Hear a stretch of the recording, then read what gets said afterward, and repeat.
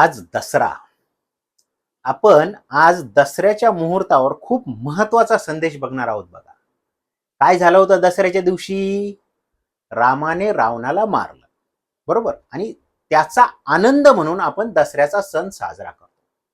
बरेचसे जण दसऱ्याच्या सणाच्या दिवशी काय करतात? रावणाला जाळतात पण. ओके, म्हणजे दुष्ट प्रवृत्तींचा नाश म्हणून दसरा सण पाळला जातो. आता आपण रावणाकडून काय संदेश मिळाला दसऱ्याच्या दिवशी ते बघणार आहोत. बऱ्याच जणांना माहिती नाहीये, वाल्मिकी रामायणामध्ये वाल्मिकी ऋषींनी खूप महत्वाचा संदेश, बघा तुम्हाला अगोदर पण सांगितलं की ज्या वेळेस मी एक मरणाऱ्या माणसाला भेटलो, म्हणजे 15 दिवस बाकी होते त्याचे, त्याला कळत होतं. ज्या वेळेस त्याला विचारलं मी, तर तो मरणारा माणूस कायम सत्य बोलतो, कायम सत्य बोलतो, कारण त्याला माहिती आहे आपलं मरण आहे, आता संपलं. म्हणून मरणाऱ्या माणसाकडून शिकणं भरपूर महत्वाचं आहे, की ज्यांनी पूर्ण त्याचा आयुष्याचा अनुभव घेतलाय आणि आयुष्याचं सार काय. ओके, पुरणपोळी बनवल्यावर सार बनतो ना, आपण त्या पूर्णाचा सार, तो सार महत्वाचा आहे आपल्यासाठी, बरोबर? कारण ते आपल्या पूर्ण आयुष्य जगलंय त्यांनी. सो आता रामाने ज्या वेळेस लक्ष्मणाला सांगितलं, जा म्हणे, रावण मरणाच्या शय्येवर झोपलेला आहे, त्याच्याकडून काही तू शिकायला बघ, शिक त्याच्याकडनं, विचार त्यांना की मला काहीतरी उपदेश द्या, त्यांच्याकडून काहीतरी उपदेश घे म्हणे.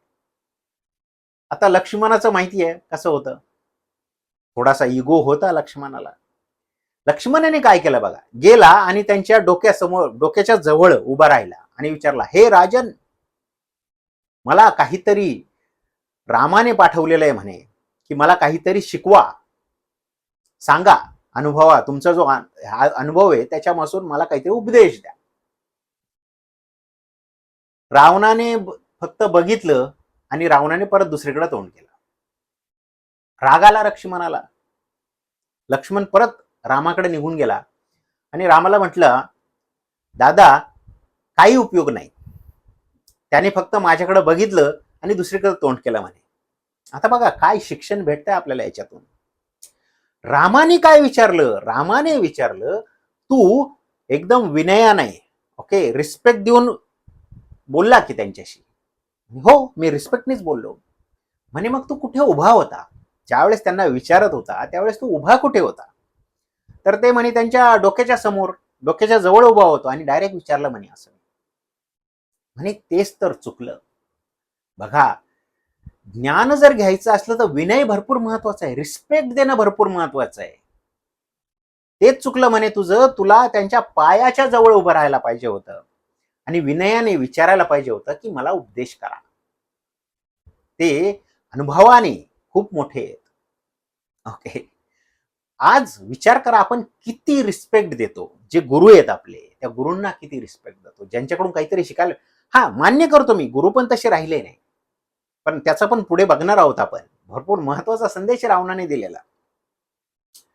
पण आपल्याला फक्त चांगलंच घ्यायचंय ना, हाच संदेश देतोय राम आपल्याला, किंवा वाल्मिकी ऋषींनी जे लिहिलंय रामायण त्यात, की माणूस चुकीचा का असे ना समोरचा, त्याच्याकडून काही ना काही शिकण्यासारखं असतं.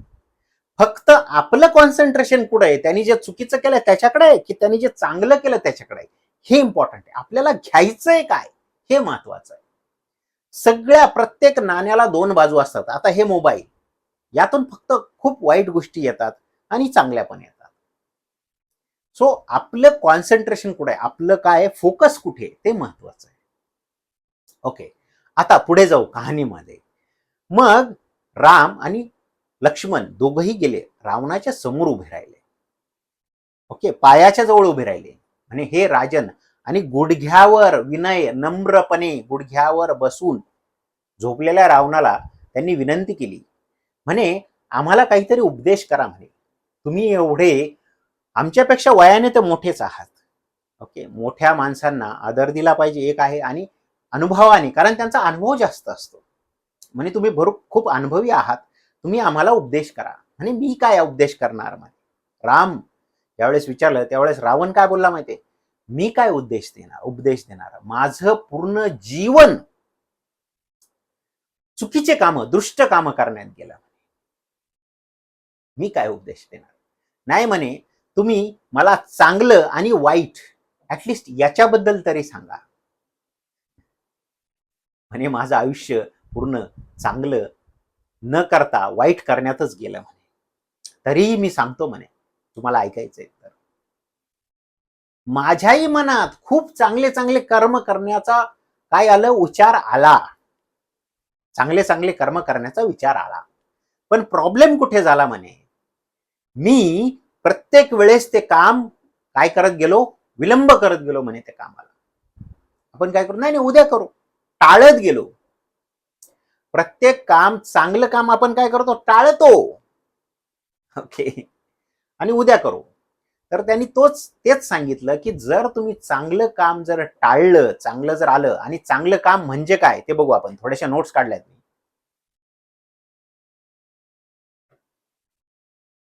हा, तर पहिलं काय बघितलं होतं, विनय, ज्ञानाचा तिरस्कार करू नका. हा, हे एक वाक्य भरपूर महत्वाचं आहे. ज्या वेळेस लक्ष्मण बोलला की तो काय उपदेश देणार म्हणे मला, त्याचं तर पूर्ण जीवन पूर्ण दुष्ट काम करण्यात गेलाय, आणि तो माझा गुरु नाहीये असं लक्ष्मणाने बोललं रामाला. ज्यावेळेस लक्ष्मण परत गेला होता त्यावेळेस रामाने काय उत्तर दिलं माहितीये, ज्ञानाचा तिरस्कार करू नको. ज्ञान पवित्र असतं, लक्षात ठेवा. ज्ञानाचा तिरस्कार कधीच करायचा नाही. कोणी असो ज्ञान घ्या. आपला आजकाल इगो एवढा मोठा झालाय का आपण कुणाचा ऐकायलाच तयार नाही. हे जी गोष्ट आहे ना, तिरस्कार, खूप तिरस्कार करतो आपण नामाचा. आणि विनय तर राहिलाच नाही.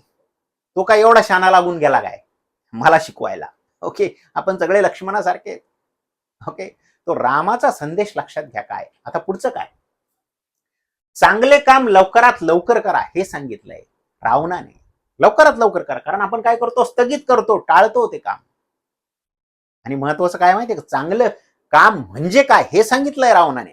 काय चांगलं काम म्हणजे, दया, प्रेम आणि परोपकार. ह्या तीन गोष्टी जर आपल्या मनात असतील, दया असेल, परोपकार असेल, ओके, आणि काय, प्रेम, दया, प्रेम आणि परोपकार, हे आपल्या मनात असेल, आणि जर आपल्याला कुठलं काम करावंसं वाटलं, आपल्याला वाटलं की हे काम आपण केलं पाहिजे. तुम्हाला अगोदर पण सांगितलं, माणूस दोनदा काम करतो बघा आयुष्यात, दोनदा. पहिला आपल्या मनातल्या मनात, सचिन तेंडुलकरचं उदाहरण काय म्हणते तुम्ही, अगोदर तो विचार करतो, जर फुलटॉस बॉल आला तर हुक शॉट मारणार, ओके, यॉर्कर आला तर प्लेट करणार. हे सगळं विचार, अगोदरच विचार केलेला असतो, आणि नंतर तसं काम केलं जातं. म्हणजे अगोदर विचार येतो आपल्या मनात आणि नंतर ते काम केलं जातं. तेच सांगतोय रावण आपल्याला, दया, प्रेम आणि परोपकाराने जर कुठलं काम तुमच्या मनात आलं तर ते लवकरात लवकर करा. त्याला स्थगित आणि जर टाळलं तर ते कधीच होत नाही. ते अवघड होत जातं ते काम करणं आपल्याला, कारण बाकीच्या गोष्टी पण असतात, आपण त्यात काय एंटँगल, अडकत जातो. त्याच्यामुळं परोपकार, प्रेम आणि दयाने जे चांगलं काम आहे ते स्थगित करू नका, लवकरात लवकर करा. हा रावणाचा संदेश आहे. आता तो म्हणे माझं पूर्ण आयुष्य, रावण काय बोलला, माझं पूर्ण आयुष्य वाईट काम करण्यात गेलंय. आता तेच झालं म्हणे, ज्या वेळेस शूर्पणखा नाक कापलं होतं तिचं आणि ती माझ्याकडे आली, त्यावेळेस लगेच लगेच आपल्या मनात विचार येतो, क्विक येतो विचार. वाईट प्रवृत्ती बघा कशी आहे, एकदम क्विक येतो विचार. लगेच माझ्या मनात विचार आला म्हणे की मी सीतेचं हरण करील आणि याला धडा शिकविल, रामाला. आणि सगळ्यात महत्वाचं काय म्हणे, मी ते काम लगेच शीघ्र लगेचच्या लगेच करून टाकलं म्हणे. आपल्याला लय घाई होती चुकीचं काम करायला. कारण काय सांगितलं त्यांनी बघा, क्रोध, घमंड आणि घृणा. हा, आता वाईट काम काय हे पण सांगितलं त्यांनी, किती मोठा संदेश दिलाय. क्रोध, घमंड आणि घृणा आपल्याकडून काय वाईट काम करून घेतात. क्रोध, राग, घमंड, इगो आणि घृणा. थोडे अवघड शब्द आहेत मराठीतले, संस्कृत मधले किंवा हिंदीतले, मला कळणार नाही. घृणा म्हणजे काय, तिरस्कार, हेटरेट, हेट करतो आपण, आय हेट यू. अरे बऱ्याचशा कुत्र्याला, साधं कुत्र्यांना सुद्धा हेट करतो आपण. माणसं तसं, माणसांना पण हेट करतो. ओके, शी, घाण येतो, हे येतो. हे घृणा आणि घमंड काय, मी मोठा. आणि दुसरं काय, क्रोध तर माहितीच आपल्याला, रागाने काय काय होतं. आपण अगोदर पण व्हिडिओ बघितले, रागाने आपल्याला कुठले केमिकल तयार होतात आपल्या शरीरामध्ये, बघा थोडस की रागावर व्हिडिओ आहेत बरेचसे, कंट्रोल कसा करायचा वगैरे. हा, त्याचं काय म्हणणं आहे, दुष्कर्माचा जन्म ह्या तीन गोष्टीमुळे तर, क्रोध, घमंड आणि घृणा या तिन्ही गोष्टीमुळे काय होतं, दुष्कर्माचा जन्म होतो. आणि जर दुष्कर्माचा जन्म झाला तर दुष्कर्म काय करतं, आपल्याला काय करतं, प्रवृत्ती लवकर करतो आपण, लवकरात लवकर. जसं काय ते आपल्याला कायम हाक देतं, बाबा ये लवकर कर, माझं दुष्कर्म लवकर कंप्लीट कर. सो ते एकदम काय म्हणतो आपल्याला, त्याला हवं हवं असं वाटतं, आपल्याला लगेच पटकन केलं पाहिजे. बघा, चांगलं कामावर आपण काय करतो, विलंब करतो, स्थगित करतो, टाळतो. पण दुष्कर्म लवकरात लवकर करतो. दुष्कर्म प्रवृत्तीच तशी आहे. ओके, काही लोक बोलतात कलियुग आहे सध्या.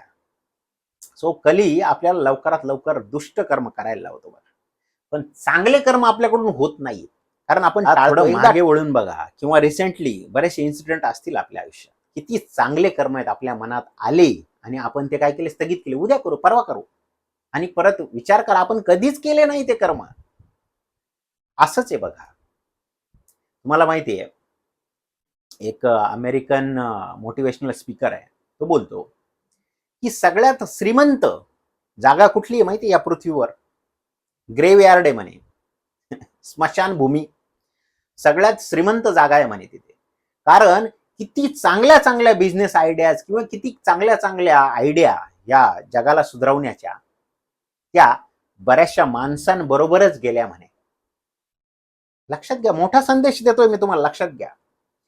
त्यामुळे त्याचं म्हणणं काय की तुम्ही काय करा, लिहून काढा. ज्या वेळेस तुमच्या डोक्यात आयडिया आली, आता ही आयडिया आली माझ्या डोक्यात, आज दसऱ्याच्या मुहूर्तावर माझ्या आयडिया आली, मी लगेच लिहून ठेवली आणि लगेच तुम्हाला डिलिव्हर केली, शीघ्र, लवकरात लवकर, तो संदेश दिलाय. सो जर तुमच्या मनात आयडिया आली तर ऍटलिस्ट लिहून तरी ठेवा, कारण आपण नंतर विसरून जातो, त्याच्यावर लगेच माती पडते आणि नंतर आपण ती कधीच करत नाही. त्यामुळेच तो बोलतो wealthiest place on earth is graveyard. स्मशानभूमी सगळ्यात श्रीमंत जागा आहे, कारण भरपूर चांगल्या चांगल्या बिझनेस आयडियाज तशाच निघून गेल्या, त्याच्यावर काही काम झालं नाही. सो ऍक्ट करणं, लवकरात लवकर करणं महत्वाचं. हे रावणाने, वाल्मिकी ऋषींनी हजारो वर्षांपूर्वी सांगितलंय. ओके, ते कसं असतं माहितीये का, जिथे पिकतं तिथं विकत नाही बोलतात. त्याच्यामुळे आपलं जे ज्ञान आहे, रामायण, महाभारत, गीता, भगवद्गीता किंवा वेद, आता तुम्हाला दाखवले वेद किती मोठे, ते इकडे 3 आहेत, तिकडे 4 आहेत, एवढे जाड आहेत, एवढे मोठे. 8 किलोचा एक ग्रंथ आहे, मागच्या व्हिडिओमध्ये दाखवला तुम्हाला मी. सो आपलं ज्ञान सोडून आपण परकीय ज्ञानाकडे चाललोय आणि चुकीच्या दृष्टीने चाललोय. बघा, तुम्हाला अगोदर पण सांगितलं, हे जे काही घाण हेडीस चाललंय त्यांना काही फरक पडत नाही, कारण त्यांच्या भावना त्या जागृतच होत नाही. जास्त थंड वातावरण आहे, ते काही खातात पचतं, कारण थंड वातावरणात काय होतं, पचन क्रिया त्यांची जास्त फास्ट असते, एनर्जीची जास्त गरज असते, म्हणून आपल्याला गरज नाहीये. त्यामुळं चुकीच्या लोकांना, गोऱ्या लोकांना फॉलो करायला बघू नका. बघा, फक्त चांगल्या गोष्टी घ्या. रावणाचा जसं रामाने संदेश दिला की चुकीच्या माणसांकडून पण शिकण्यासारखं आहे. सो फक्त चांगल्या गोष्टी घ्या, जशी आता मी गोष्ट सांगितली तुम्हाला, graveyard is the wealthiest place on earth. So फक्त चांगल्या गोष्टी घ्या, वाईट गोष्टी घेऊ नका. बघा, ते जे खातात आणि त्यांच्या ज्या सवयी आहेत ते अजिबात अंगीकारू नका. आपल्या पूर्वजांच्या सवयी बघा आणि आपल्या पूर्वजांनी काय सांगितलंय आपल्याला ते बघा. ओके, बघा पटतंय का, आज दसऱ्याच्या मुहूर्तावर निदान एवढा रावणाचा संदेश तरी डोक्यात ठेवा. ओके, तुम्हाला कायम सांगतो मी, चांगले विचार आपल्या मनात जाऊ द्या, म्हणजे ह्या मेंदूला चांगलं खाऊ घाला आणि तुम्ही आज चांगलं खा. बघा, दसऱ्याच्या मुहूर्तावर. ओके, हेल्दी खा. चांगलं म्हणजे काय, हेल्दी, जे आपले पूर्वज खात होते तेच खा. ओके, आणि आनंदी राहा. बघा, नमस्कार.